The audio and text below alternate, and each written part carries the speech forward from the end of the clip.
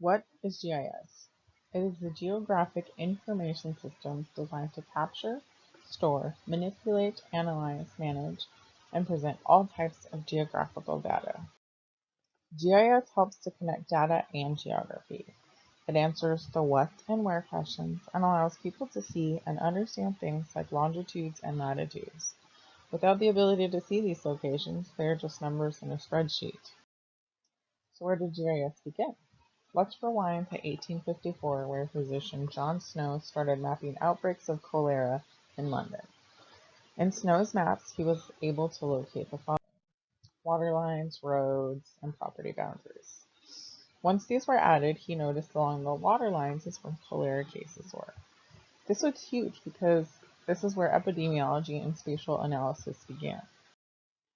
The evolution of computers and geographical information systems, however, began in 1968 with Roger Tomlinson.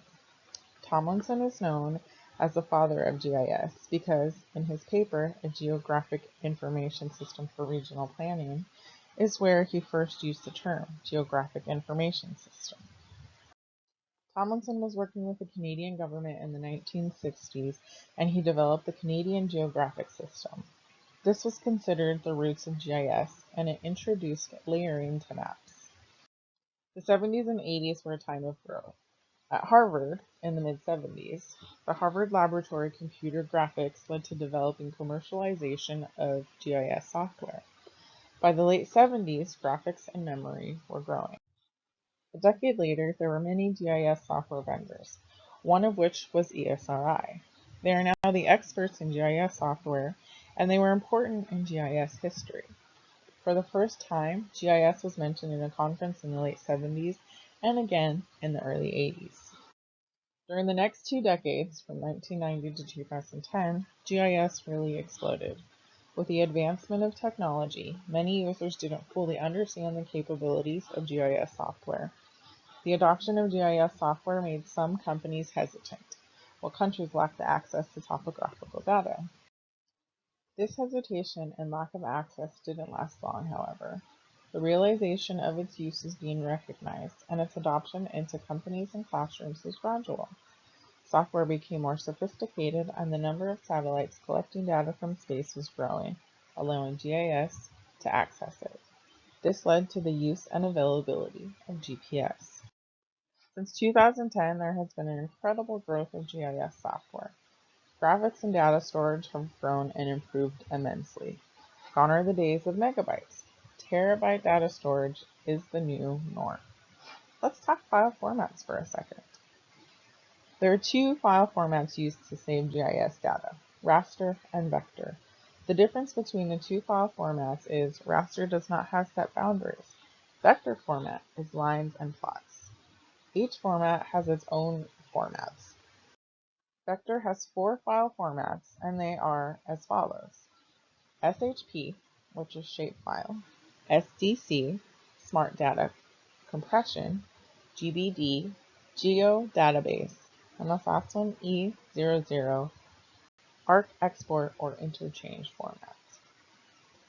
Raster has 6 file formats, and they are ARC info grid, band interleaved by line, BIL; band interleaved by pixel, BIP; and band sequential, BSQ. While this set brings the technical number of formats to 8, they are grouped together because they are all similar and there's only a small change in how they collect data. The last 2, 3, DEM, digital elevation model; GeoTIFF and LIDAR, light detection and ranging. That's a lot to take in, so let's move on quickly. There has also been a growth of open source GIS software, which the public can use for free. While commercial GIS software will always have its place, open source GIS software is growing and becoming mainstream. So what does this all mean, and what does it look like in practice? With GIS software, mapping all sorts of data is possible. Tracking commute times is now possible with GIS software. By collecting data from cities, real-time traffic and data is now available. A current example of this is Waze. They collaborated with ESRI, and we're able to create ArcGIS apps. If you've ever used this app, congratulations, you have interacted with GIS software. Want to know how many cemeteries are in a state? Use GIS and geospatial technology to find this data. You need to know if cities near water sources will flood and the potential losses caused by flooding. GIS. Want to see changes in a certain area? GIS. The need to gather this data and map it can be used to identify issues and figure out solutions. ESRI shows the opioid epidemic on multiple levels, from states with the highest use to counties with the most deaths.